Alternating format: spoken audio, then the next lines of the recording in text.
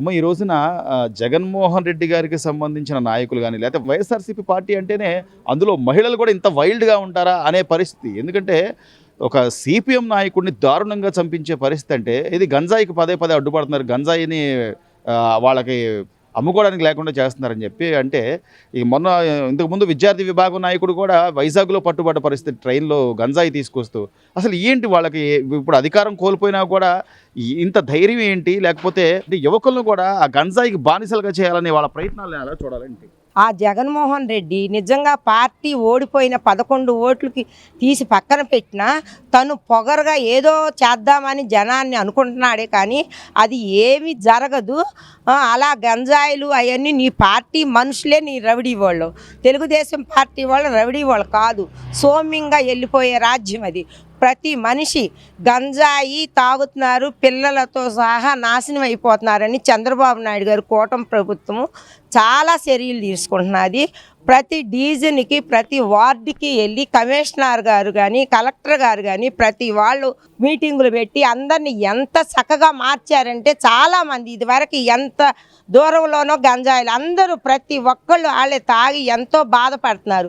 ఇప్పుడు వాళ్ళల్లో చాలామందికి రేంజ్ మారిపోయి చాలా బాగున్నారు. చంద్రబాబు నాయుడు గారి ప్రభుత్వం వచ్చి చాలా మంచి చేస్తున్నది అని ప్రతి మహిళలు కూడా చాలా సంతోషపడుతున్నారు. సింగ్ నగర్ కాలనీలో కానివ్వండి, లేకపోతే కొద్దిగా అవతలకి వెళితే బ్లేడ్ బ్యాచ్ అని, గంజాయి అని, గతంలో కనీసం మహిళల్ని గత 5 ఏళ్లలో జగన్మోహన్ రెడ్డి గారి హయాంలో ఆడపిల్ల బయటికి వెళ్ళిందంటే పరిస్థితులు ఎలా ఉంటాయి? అసలు పాడు చేయటము, అసలు రేపులు చేయటం, మానభంగాలు చేయటం, ఎంతమందిని చంపేశారో ఎంతమందిని చూడలేదో ప్రజలందరూ చూశారు. ఎవరింట్లో వాళ్ళ ప్రజలు చూస్తున్నారు. అప్పటికి ఇప్పుడు ఎంత మార్పు చూస్తున్నారు.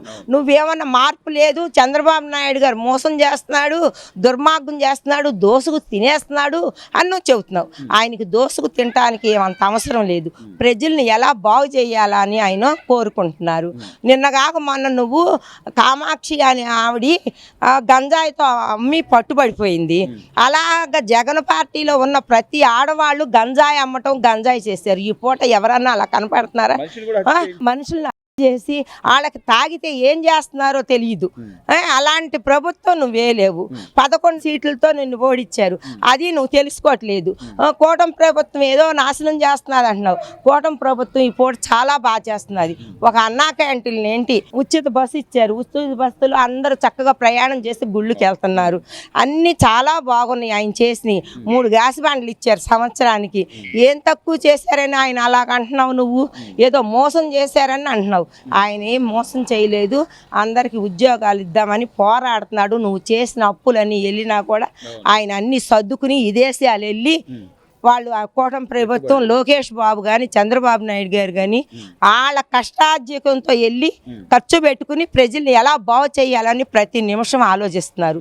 నువ్వేమంటున్నావు, హెలికాప్టర్లో వెళ్తున్నారు, అన్నీ నా డబ్బులు, ఈ ప్రభుత్వం డబ్బులన్నీ నాశనం చేస్తున్నారు. 222 కోట్లు నువ్వు ఖర్చు పెట్టావు. వీళ్ళేం సొంత డబ్బులతోనే ఖర్చు పెట్టారుగా. నీకు మళ్ళీ వెళ్ళి మా పిల్ల చదువుకుంటున్నది అక్కడికి వెళ్ళి ఇక్కడికి వెళ్ళి రుసికొండలో బిల్డింగులు కట్టి వాళ్ళంత దుర్మార్గం చేసావు. నువ్వు ఏం చేయట్లేదే. గత 5 ఏళ్లలో జగన్మోహన్ రెడ్డి కనీసం ఒక్కళ్ళైనా వెళ్ళి కలిసి ప్రజలు ఏదైనా వాళ్ళకి సమస్య ఉందంటే వాళ్ళని దగ్గరకు రానిచ్చిన పరిస్థితి ఉందమ్మా. అంటే ఈ రోజున సాక్షాత్తు రాష్ట్ర ముఖ్యమంత్రి చంద్రబాబు గారు వెళ్ళి పెన్షన్లు ఇస్తున్నారు.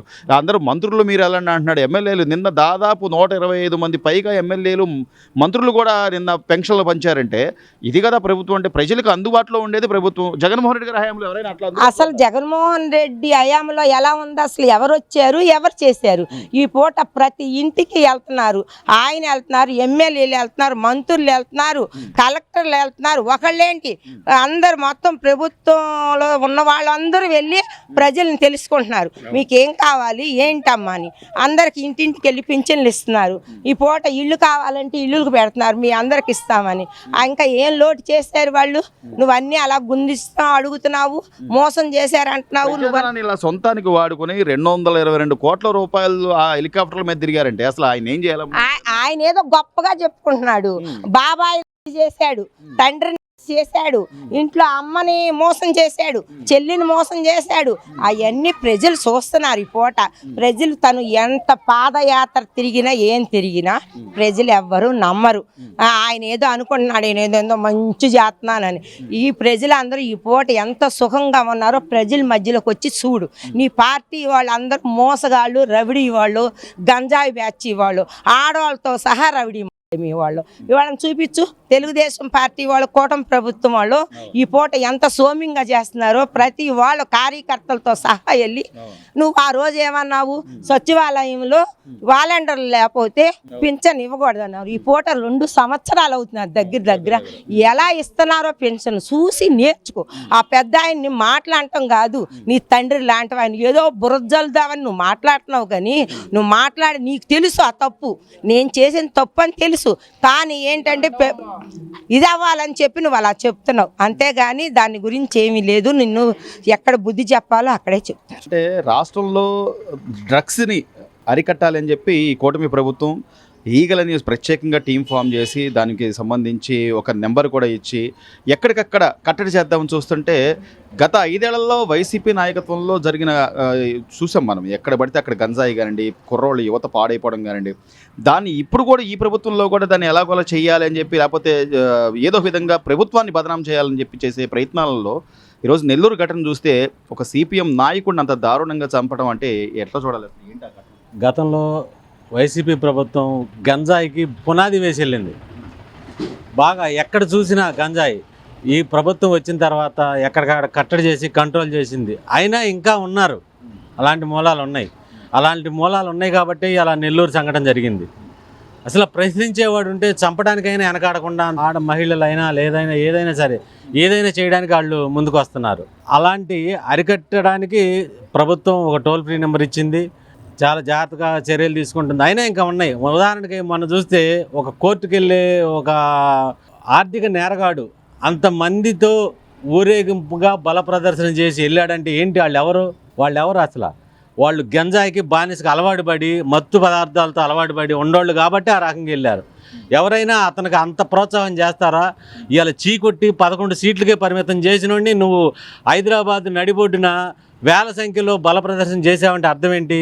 మత్తు పదార్థాలకు అలవాటు పడి వాళ్ళకి డ్రగ్స్, గంజాయి అనేది ఇచ్చి వాళ్ళని లైన్లో తీసుకొచ్చి ఆ రోజు నిలబెట్టాడు. హైదరాబాద్లో జనం లేకపోతే అక్కడి నుంచి కడప, కర్నూలు అటు నుంచి తీసుకొచ్చి, పులివెందల నుంచి తీసుకొచ్చి ఇక్కడ బల ప్రదర్శన చేశాడు. ఇంకో విషయం ఏంటంటే, ఆ రోజు ప్రజల వద్దకు వెళ్ళాలంటే నువ్వు పరదాలు కట్టుకొని వెళ్ళావు. మరి ఈరోజు పాదయాత్ర ఏ విధంగా చేస్తావో నాకు అర్థం కావట్లేదు. మరి పరదాలు కట్టుకొని చేస్తావో లేకపోతే మరి జనంలోకి వెళ్తావో అర్థం కావట్లేదు. నువ్వు సచివాలయానికి రావాలంటే తాడేపల్లి నుంచి హెలికాప్టర్ వేసుకెళ్ళావు. ఎంత ఖర్చు అవుతుంది నీకు ఆ రోజు? ప్రజా సొమ్ము దుర్వినియోగం చేసావుగా. వాస్తవంగా చెప్పాలంటే గవర్నమెంట్లు కూడా కొన్ని చట్టాలు చేయాలి. ఈ ప్రజల సొమ్మును దుర్వినియోగం చేయడానికి వాళ్ళ సొమ్మును తీసుకొచ్చి ఖర్చు పెట్టి చేపించాలి. వాళ్ళ మీద చర్యలు తీసుకోవాలి ముందు. ఒక కుటుంబ సభ్యుడి మీద ఇప్పుడు వరకు చేసిన అప్పులు ఒక్కొక్క మనిషికి 3 లక్షల అప్పు ఉంది. అవి ఎలా తీరుస్తారు? ఇంకా ప్రజల మీద ఎందుకు భారం వేస్తున్నారు? ఇవాళ లోకేష్ గారు కానీ, చంద్రబాబు గారు కానీ ఆయన సొంత డబ్బులతో వాళ్ళు వెళ్తున్నారు పర్యటనకి. ఎక్కడికైనా వెళ్ళాలంటే నువ్వు ఎక్కడికైనా వెళ్ళాలంటే హెలికాప్టర్ అంటున్నావు. హెలికాప్టర్కి ఎంత ఖర్చు అవుతుంది? మొన్న బెంగళూరు నుంచి ఇక్కడ కోర్టుకు రావడానికి నీకు ఎంత ఖర్చు అయింది? ఆయన ముఖ్యమంత్రిగా ఉన్న టైంలో ప్రజాధనాన్ని కేవలం ఆయన ప్రత్యేక హెలికాప్టర్లతో ఆయన ప్రయాణాల ఖర్చు 222 కోట్ల అక్షరాల ప్రజాధనం అని చెప్పి ఆర్టీఐ నివేదిక బయటపెట్టిందంటే ఏంటి సార్ ఆయనకి అంత నిర్లక్ష్యం ఏంటి? ప్రజల సొమ్ము, వాళ్ళు కట్టే పన్నులు, ఈ బాధ్యత అనేది లేదంట. ఖచ్చితంగా కొన్ని రాజకీయ పార్టీలు అర్థం చేసుకోవాలి. ప్రజా సొమ్ముని ఈ విధంగా దుర్వినియోగం కరెక్టా కాదా? ఎందుకు ఇంత నిర్లక్ష్యం చేస్తుంటే ఎందుకు కోరుకుంటున్నారు? ఆయా పార్టీల దగ్గర వసూలు చేయాలి. ఇలా అధికారంలో ఉన్నప్పుడు చేసే పనులు, తప్పులకి ఆయా పార్టీల దగ్గర వసూలు చేయాలి. అలాంటివన్నీ చట్టాలు చేయాలి. ఇంకో విషయం ఏంటంటే, నువ్వు ఇవాళ మెడికల్ కాలేజీల మీద పెద్ద గందరగోళం చేస్తున్నారు, కోటి సంతకాలని అయ్యాని. మరి 500 కోట్లు పెట్టి నువ్వు అక్కడ కట్టావు రుషికొండ ప్యాలెస్. 500 కోట్లు దాని మీద ఖర్చు పెట్టకపోతే మెడికల్ కాలేజీల మీద ఖర్చు పెట్టవచ్చు కదా. నువ్వు ఎందుకు ఆ పని చేస్తున్నావు? ప్రజల సొమ్మే కదా అంతా. ఆ 500 కోట్లు ఒక కాలేజీకి వచ్చాయిగా డబ్బులు. మరి నువ్వు 17 కాలేజీలకు పర్మిషన్ ఇచ్చానంటున్నావు, 3 కాలేజీలు కట్టానంటున్నావు, మిగతా కాలేజీల పరిస్థితి ఏంటి? ప్రతి చోట కూడా ప్రతి నియోజకవర్గంలో వాళ్ళ పార్టీ కార్యాలయాలు కట్టుకోవడానికో లేకపోతే ఇంకో దానికో వెచ్చించారు తప్ప మీరు అన్నట్టుగా మెడికల్ కళాశాలలు కొన్ని వందల కుటుంబాలకు అది ఆసరా అవుద్ది, దాని మీద చదివే పిల్లలు కానివ్వండి, ఇట్లా చూసుకుంటే గత 5 ఏళ్ల హయాంలో జగన్మోహన్ రెడ్డి గారు బయటకు వచ్చి లేకపోతే ప్రజల్లో తిరిగి చేసింది ఏమన్నా? 5 సంవత్సరాల్లో ఏం చేశాడంటే సచివాలయాలకు రంగు వేశాడు, కోర్టు అది చెవాట్లు పెట్టింది, మళ్ళీ ఆ రంగులు తీశాడు. దానికి ఎంత 900 కోట్లు ఖర్చు పెట్టావు. నీకు అంత అవసరం? అది హద్దురాళ్ళు వేసావు, పొలాల్లో హద్దురాళ్ళు వేసావు, దానికి ఎంత ఖర్చు పెట్టావు? పొలాల మీద ఇంకా నయం కొన్నాళ్ళు ఉంటే ఇక పాస్ పుస్తకాలు చేసేవాడు, ఆ పొలాలు నాయ అనేవాడు, ఈ రకంగా చేసేవాడే. ప్రజలు చీకొట్టి నీకు 11 సీట్లు పరిమితం చేశారు. ఇంకా నువ్వు మళ్ళీ అధికారంకి వస్తే నీకు ఆ 11 సీట్లు కూడా వస్తాయో రావో కూడా తెలియని పరిస్థితిలో ఉంది. అయినా ఇప్పుడు తను ఉనికిని తను కాపాడుకోవడానికి ఈ యాత్రలని ఇవన్నీ చెప్తున్నాడు. నువ్వు ఎన్ని చేసినా నీకు ఒక ఛాన్స్ అనేది ఇచ్చారు ఆ రోజున.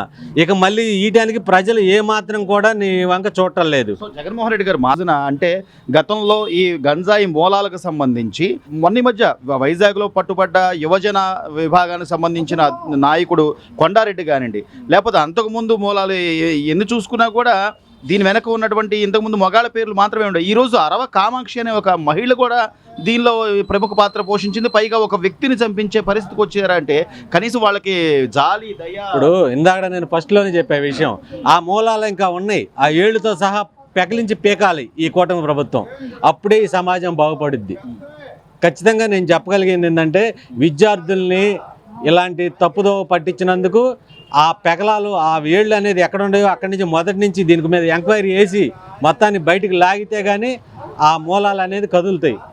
కాబట్టి ఈ విషయంలో మాత్రం గవర్నమెంట్ ఖచ్చితంగా చర్య తీసుకోవాలని నేను కోరుకుంటున్నాను. మొత్తం మీద చూస్తే సార్ ఈ సంవత్సరంన్నర పరిపాలన ఒకవైపు కూటమి ప్రభుత్వం అభివృద్ధి అని కానీ సంక్షేమం అని కానీ లేకపోతే పరిశ్రమలు తేవాలి, పెట్టుబడులు తేవాలని ఈ హడావుళ్ళు ఉంటాయి. మీరు అన్నట్టుగా జగన్మోహన్ రెడ్డి గారు ఏదో నేను పాదయాత్ర చేస్తాను, జనాలు అష్టకష్టాలు పడిపోతున్నారు అని చెప్పి ఆయన అంటే ఇంకా ప్రజలు నమ్ముతారు, మోసపోతారు అని ఆయన ఆలోచన. అది ఆయన భ్రమలో ఉన్నాడు. ఏమని పోయినసారి పాదయాత్ర చేస్తే 150 సీట్లు వచ్చినాయి, ఈసారి కూడా పాదయాత్ర చేస్తే 175 సీట్లు వస్తాయి అనుకుంటున్నాడు. అసలు ఈ 11 కూడా వస్తాయో రావో కూడా డౌట్ లేదు. నీ నియోజకవర్గంలో నువ్వు గెలుస్తావో లేదు. నిన్నగాక మన నియోజకవర్గంలో 200 కుటుంబాల వాళ్ళు టీడీపీలో చేరారు. అంటే అర్థం ఏంటి? నిన్ను నమ్మట్లా జనం. నువ్వు ఎన్ని పాదయాత్రలు పెట్టినా, నువ్వు అధికారంలో ఉన్నప్పుడు ప్రజలకు ఏం చేశావో అందరూ గమనిస్తానే ఉన్నారు, అందరూ చూస్తూనే ఉన్నారు నీ పరిస్థితి ఏంటో. నువ్వు ఇవాళ పాదయాత్రలు చేసినా నీ ఎంబడి వచ్చేవాళ్ళు కాదు, పెయిడ్ వర్కర్లు తెచ్చుకుంటావు, 1000 రూపాయలు ఇచ్చో 500 ఇచ్చో తిప్పుకుంటావు. నీ తిప్పుకున్నందు మాత్రాన నీకు ఆ పెయిడ్ వర్కర్లు ఎంతవరకు నిజంగా జనంలో మార్పు అనేది వచ్చింది కాబట్టి నీకు 11 సీట్లు పరిమితం అయ్యాయి. మళ్ళీ నువ్వు కానీ ఇలాంటి పిచ్చి పిచ్చి వేషాలు వేస్తే నీకు ఆ 11 కాదు కదా, నీ సీటు కూడా నువ్వు గెలుస్తావో లేదో కూడా నమ్మకం లేదు.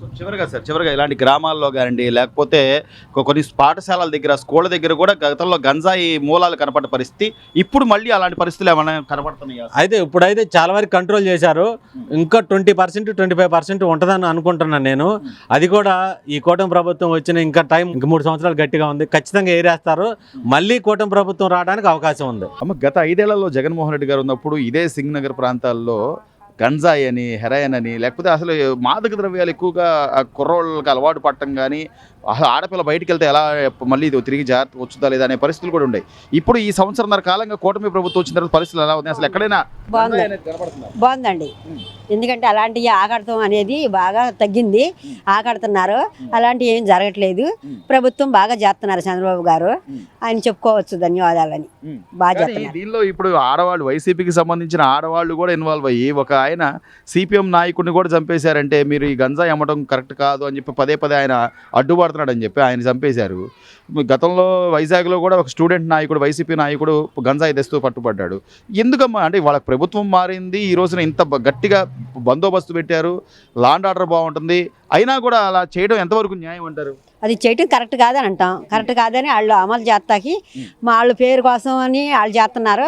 ఈయనేమో అది కరెక్ట్ కాదని పోలీసులు పెట్టి ఎంక్వైరీ చేసి బాగానే నాగరికత అనేది తగ్గించేటట్టుగా అమలు చేస్తున్నారు. బాగానే ప్రభుత్వం బాగుందమ్మా. సంవత్సరాలు గమనించింది ఏంటంటే ఇప్పుడు బస్సులకైనా సరే ఫ్రీగా ఇచ్చారు, గ్యాస్ బండ్లు ఫ్రీగా ఇచ్చారు, తల్లికి వందన ఇచ్చారు, మరి పెన్షన్లు ఇచ్చారు.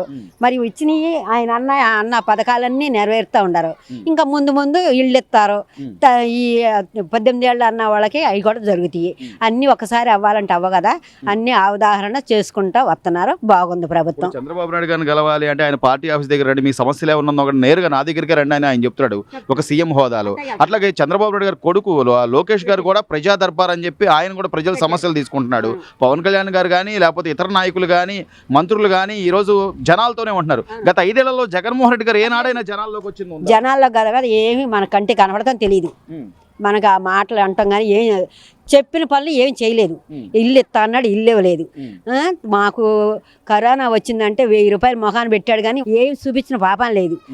ఇస్తా అన్న ఇల్లు ఇవ్వలేదు, ఆయన చెప్పిన చెయ్యలేదు. హెలికాప్టర్లో ఆయన వెళ్ళిన ఖర్చు 222 కోట్లు ప్రజాధనాన్ని దుర్వినియోగం చేసాడని లెక్కలు తేల్చారు. అసలు అది ఎంతవరకు న్యాయం? ప్రజల సొమ్మును అంత ఈ నీలప్రాయంగా ఖర్చు పెడతాం అనేది న్యాయమేనంటారా? ఇప్పుడు ఆ డబ్బు ఎవరు చెల్లిస్తారంటారు? ఎవరు చెల్లిస్తారనేది అందరి మీద అయితే మరి ఈయన లాక్కు రావాలి కదా ఎట్లా కొట్లా అనేది. మనం తరుగుగా ఉండాలి అనుకున్నప్పుడు ముందుకు వెళ్ళాలంటే ఆయన తెలివితేటలతో ఆయన ముందుకు సాగుతారు. సో అట్లా అంటే 222 కోట్లు నాశనం చేయడం మంచిదని జగన్మోహన్ రెడ్డి ఎక్కడికంటే అక్కడికి హెలికాప్టర్, అక్కడి నుంచి అక్కడికి హెలికాప్టర్, అది మంచిదని ఎవరు అనరుగా. నష్టమే కానీ అది అందరి మీద వేసారు, అటు చేశాడు, తినేశాడు అని చేసి మనకి ఏమీ అమలు చేయలేదు అని అంటున్నారు. ఇంకా అదే కరెక్ట్. 11 సీట్లు ఇవ్వడం కరెక్టే అంటారా? కరెక్ట్గా అంటే ఆయనకి అది కూడా ఇవ్వకపోతే ఏడుతాడని ఇచ్చారు. మళ్ళీ వస్తానని అంటున్నాడు. మళ్ళీ అది వస్తారంటే ఆయన అనుకుంటే సరిపోద్దా? ఎవరు చేశారో, ఎవరు న్యాయమో, ఎవరు అన్యాయమో ముందుకు నడిపించే వాళ్ళకే అది ముందు సాగుతాకి అమలు చేస్తారు. ఎందుకు నమ్ముతారు? ముందుకు పైకి ఉండగాని ఎవరికి ఏ మాట మాట్లాడాలో ఆ మాట మాడుతూ ఉంటారు. ఎవరికి గెలిపించాలో ఆ ప్రభుత్వానికి ఆ రోజుకి అట్ట గెలిపిస్తారు. మనం ఆయన అనుకుంటే అవ్వదు, మనం అనుకుంటే అవ్వదు. దేవుడి చిత్తం. గతంలో ఇదే సెంటర్లో కూడా కొంతమంది గంజాయి అని అదని ఇదని కొంతమంది కుర్రోళ్ళు అసలు వాళ్ళ ఒంటి మీద స్పృహ లేకుండా ఉండే పరిస్థితులు కూడా చూసాము. సో ఇప్పుడు ఎక్కడైనా మీకు గంజాయికి సంబంధించిన మూలాలు కానీ లేకపోతే గంజాయి తాగుతా ఆకతాయిగా తిరగడం కానీ అట్లా ఎక్కడైనా కనపడుతుందా? ఇది వరకు అంత ఉద్రేత ఇప్పుడు ఏం లేదు. కొంతవరకు చాలా వరకు కంట్రోల్ అయింది. అట్లా తాగేవాళ్ళు కూడా కనపడతల్లా. గతంలో ఎలా ఉండేది పరిస్థితి? గతంలో మరీ దురాఘాతంగా తయారయ్యారు. అసలు మాట్లాడిన కేసులే అంతా పోలీస్ వ్యవస్థ మీద నడిపాడు రాష్ట్రాన్ని. ఏడన్నా మాట్లాడదామన్నా కూడా మనుషులకు భయం వేసిపోయింది. ఏం చేస్తాడు చెప్పుకోవడానికి కూడా భయం వేసింది. జగన్మోహన్ రెడ్డి గారికి చెప్పే పరిస్థితి లేదు. అప్పుడు సీఎంగా ఆయన జగన్మోహన్ రెడ్డి గారు ఉన్నప్పుడు మనం స్వేచ్ఛగా వెళ్ళి అయ్యా సీఎం గారు ఇది పరిస్థితి అనో లేకపోతే మన లోకల్ ఎమ్మెల్యే కనో ఏమన్నా అసలు ఈ చెబుదామంటేనే జనానికి భయం వేసిపోయింది. మనం ఏడ నలుగురితో మాట్లాడాలన్నా ఏం మాట్లాడితే ఏం వస్తుందో ఏం చేస్తారో అని భయం వేసిపోయింది. అసలు మాట్లాడాలంటేనే జనానికి భయం వేసి ఎందుకులే మనకి గోల అని తప్పుకుని వెళ్ళిపోయాడు. కూటమి ప్రభుత్వం వచ్చింది, చంద్రబాబు నాయుడు గారు ప్రజల్లోకి వెళ్తున్నాడు, ఆయనే పెన్షన్లు ఇస్తున్నాడు, మిగతా నాయకులందరూ కూడా జనాల్లో ఉండండి, జనాల సమస్యలు ఏంటి తెలుసుకోండి అంటున్నారు. స్పష్టంగా తెలుస్తుందా బాబాయ్? అప్పటికి ఇప్పటికి తేడా తెలుస్తుంది అంటారా? తేడా అయింది, బాగా తేడా తెలుస్తుంది. ఇప్పుడు స్వయంగా అసలు జనం అంతా ఇట్లాంటి బ్రహ్మాండంగా ఉంది అంటున్నారు, బాగుంది అంటున్నారు. అసలు అన్ని పథకాలు వస్తున్నాయి, బాగానే ఉంది, బాగానే ఉంది. ప్రభుత్వంలో ఏం మార్పు లేదు, బాగా మార్పు వచ్చింది. ఇది వరకు కన్నా చాలా వరకు 3 రెట్లు బెస్ట్ అనిపించింది. అంత డెవలప్మెంట్ కానీ రోడ్లు కానీ అన్ని బ్రహ్మాండంగా బాగా ఉన్నాయి. కోట ప్రభుత్వం అంత ఇదేం లేదు, ఉధృతి ఏం లేదు. ఇది వరకు ఉన్నంత ఇది ఏమి కనిపిస్తలే, అప్పుడు అంతా బాగానే ఉంది. గ్రామాల్లో కూడా గతంలో గంజాయి విస్తరించేసి కుర్రోళ్ళు చదువుకున్నా కూడా ఉద్యోగాలు లేక చాలా ఇబ్బందులు పడే పరిస్థితి గత 5 ఏళ్లలో జగన్ గారి హయాంలో అట్లా ఉందనేవాళ్ళు. ఇప్పుడు ఏమైనా కనపడుతుంది? పొజిషన్ బాగానే ఉంది, పొజిషన్ బాగా శుభ్రంగా చేస్తున్నారు. అప్పుడు ఏముంది, ఇది రోడ్లన్నీ నానాకెసాటుగాను చండాలంగాను గోతులు బోతులు ఎక్కడికి వెళ్ళినా కానీ ఎవరు పడ్డా కానీ ముంగల దెబ్బలాటక మీదకి వచ్చేవాళ్ళుగా. ఈ పరిపాలన వచ్చినాక ఏమి లేవు, శుభ్రంగానే క్లియర్గా జరిగిపోతుంది. ఇప్పుడు కనీసం ఏదైనా కష్టం అంటే ఈ రోజు చంద్రబాబు గారి దగ్గరికి వెళ్ళగలుగుతున్నాం, ఎమ్మెల్యేల దగ్గరికి వెళ్తున్నాం, ఆయన జనాల్లోనే ఉన్నాడు అంటున్నాడు. అంతకుముందు జగన్మోహన్ రెడ్డి గారు ఏ రోజైనా జనాల్లోకి వచ్చి అసలే అక్కడికి రాలేదు అండి. అక్కడికి వెళ్ళాలన్నా కానీ ఊళ్ళు వెళ్ళారు, మేము వెళ్ళాలి, మన బొట్టు వెళ్ళి వెళ్తాం. ఇవాళ మనం వెళ్ళాలన్నా కానీ లోకేష్ గారి దగ్గరికి వెళ్ళిపోతాం డైరెక్టర్గా. ఇప్పుడు గతంలో జగన్మోహన్ రెడ్డి గారి పర్యటనలు కానీ ఏదైనా కానీ 222 కోట్లు ఖర్చు పెట్టి ప్రజాధనాన్ని ఆయన హెలికాప్టర్లో అటు ఇటు తిరిగేవాడు. చిన్న దగ్గరలో అయినా కూడా ఆయన వ్యక్తిగత అవసరాలకైనా కూడా హెలికాప్టర్లోనే తిరిగేవాడు. ఆ కదగా ఆ రోడ్లకి ఎందుకు వచ్చేవాడు కాదుగా, రోడ్ల మీద అసలు నడిచేవాడు కాదు. ఏ కూతులు ఎక్కైనా కానీ హెలికాప్టర్ వెళ్తామే, అవసరం అయితే చెట్లు చేమ ఉండగా నరికిచ్చి అక్కడ వారు ఎత్తమే. మరి ఆ డబ్బు అంతా ప్రజాధనం కదా బాబాయ్. మరి మందే ఆ డబ్బు అంతా మందేనండి. అది అసలు ఎవరు ఏంటి అంత ఇష్టం వచ్చినట్టుగా వాడుకుంటే మరి అంతేగా, జనం సొమ్ము కదా. జనం సొమ్మే, ఆ, జనం సొమ్ము కంది ఆయన ఏమో తెచ్చి పెడుతున్నాడు. ఆయన చేతి ఏం పైసా పెట్టడు, ఉమ్, ఇంకా మనయ్యే దాచుకుంటారు అంతే. అవసరమైతే వాడుకుని. ఉమ్. మరి ఇంకా నేను వస్తాను, నేను మళ్ళీ పాదయాత్ర చేస్తాను, జనాలు కష్టాల్లో ఉన్నారంటున్నాడు. ఇంకా వచ్చే బాబత అంటూ జరగదండి, ఆ, పొరపాటు జరగదు వచ్చే బాబత. ఎందుకని అంటావు? ఎందుకని? ఎందుకని ఏముంది, ఏది పడ్డా రుబాబు సెషన్లో ఉంది. ఉమ్, ఇప్పుడు అప్పుడు ఎమ్మెల్యేలు ఊళ్ళు పడ్డా కానీ కాలు ముంగల ఎటు పడితే అటు కొట్టేవాళ్ళు. ఆ, ఏ ఉమ్, ఇవాళ అది లేదుగా. ఎవళ్ళని కొట్టాలని వచ్చినా కానీ వాళ్ళ దగ్గరికి వెళ్తే వాళ్ళు వీళ్ళని తోక కత్తిరిచేస్తారు. అదేలేండి. లాండ్ ఆర్డర్ బాగుందంటావు, పోలీస్ వ్యవస్థ కానీ లాండ్ ఆ, మొత్తం బాగానే ఉంది, మొత్తం బాగానే ఉంది. బాగానే పనిచేస్తున్నాడా? బాగానే పనిచేస్తున్నారు. లోకేష్ గారు కానీ చంద్రబాబు గారు కానీ బాగానే పనిచేస్తున్నారు. ఉమ్. ఓయ్ పరిపాలన మార్పు ఉందంట. పరిపాలన మార్పు చాలా ఉంది. 5 సంవత్సరాల్లో ఏ ఆడ గోయి పోసారు. ఇవాళ ఏ రోడ్డుకి వెళ్ళినా కానీ బ్రహ్మాండంగా రోడ్లు తయారైపోతున్నాయి. తెనాల నుంచి మంగళగిరి రావాలంటే చచ్చిపోయారు ఆటోల వాళ్ళు, బస్సుల వాళ్ళు. అవును. ఇవాళ బ్రేక్ మీద కాలేసే పని లేదండి, ఆ రంగం వెళ్ళిపోతున్నారు. సో అభివృద్ధి ఉంది, ఉద్యోగాలు, పిల్లలకు ఉద్యోగాలు రావాలని వాళ్ళిద్దరు కష్టపడటం కనపడుతుందా బాబాయ్? అంటే కనపడుతుంది, మార్పు చాలా కానీ వస్తుందండి. ఇక మళ్ళీ జగన్ గురించి అయితే ఆలోచించారు. అస్సలు ఆలోచన జరగదు, రాడు, పొరపాటును కూడా రాడు. ఇక అప్పట్లో బాబాయ్ ఇదే పల్లెటూరులో ఇదే గ్రామాల్లో అయితే గంజాయి తాగటం, కుర్రోళ్ళు అటు ఇటు అంటే పొలాల్లో కూడా బాటిల్స్ ఇసిరేయటం అని అదని ఇదని కొద్దిగా ఇది ఉండేది. ఇప్పుడు అట్లా ఏమైనా కనపడుతుందా? అదేం లేదు, ఇప్పుడు ఏమీ లేదు. అది ఇదివరకంటే బెల్ట్ షాపులు కూడా ఉండేవి, ఎక్కడ పడితే అక్కడ పొలాల్లో తాగటం, ఆ సీసాలు పగలు కొట్టడం, రైతులు చాలా ఇబ్బంది పడతా ఉండేవాళ్ళు. అయితే ప్రస్తుతానికి ఇప్పుడు అది కూడా ఏం లేదు, బ్లాక్ మార్కెట్ కూడా ఏం లేదు, ఊళ్ళో తెచ్చుకొని అమ్ముకోవటం కానీ అలాంటిది ఏం లేదు. ఓన్లీ ఆ షాపులోనే ఇస్తున్నారు. ఇప్పుడు పర్లే బాగా. ఈ రోజున ఏదైనా కష్టం అంటే చంద్రబాబు నాయుడు గారు అంటున్నాడు, ఆయన నా దగ్గర రండి, ఏదైనా ఇబ్బంది ఉంటే మా పార్టీ కార్యాలయానికి రండి అంటున్నాడు. ఎమ్మెల్యేలు, ఎంపీలు, ఈరోజు లోకేష్ గారు కూడా ప్రజా దర్బార్ అని జనాలతోనే ఉంటున్నాడు. గతంలో జగన్మోహన్ రెడ్డి గారు ప్రజల సమస్యలు అంటే ఏ రోజైనా జనాల్లోకి వచ్చింది? లేదు లేదు లేదు, అందుబాటులో ఉండేవాళ్ళు కాదు. మనం వాడికి వెళ్ళాలంటేనే మన దూరం వెళ్ళి మరి కలవాలంటే మనం అపాయింట్మెంట్ తీసుకోవాలి, ఇవన్నీ అవకాశం ఉండేది కాదు.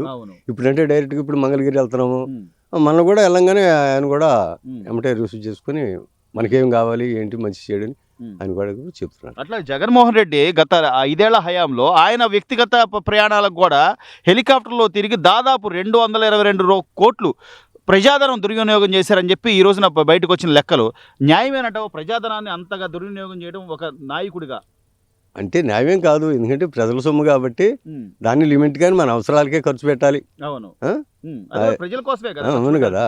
అంతేగాని ఆయన హెలికాప్టర్లు ఇక్కడ నుంచి అక్కడికి వెళ్ళడానికి, అక్కడి నుంచి ఇక్కడికి వెళ్ళడానికి 222 కోట్లు అంటే అవును కదా. అవును, మార్పు అయితే ఉందా ఈ ప్రభుత్వంలో? మార్పు రోడ్లని కానీ రోడ్లు కూడా మంచి బందోబస్తుగా చేస్తున్నారు. ఇక్కడ ఇదివరకు ఈ రోడ్డు మాకు ఈ పక్క ఉండే రోడ్డు అన్ని గుంటలు ఇంత రాళ్ళు వేసి ఇంత రోడ్డు అట్లాంటిది చుట్టూ మొత్తం కొంచెం ఎక్స్టెన్షన్ చేసి బాగా స్టాండర్డ్గా రోడ్డు కూడా స్టాండర్డ్గా గంజాయి కూడా ఎక్కడ కనపడదు, అసలు గంజాయి అనే మాట లేదు. అప్పుడు ఉండేదా బాబాయ్? గత 5 ఉండేది అంటే చూసారా?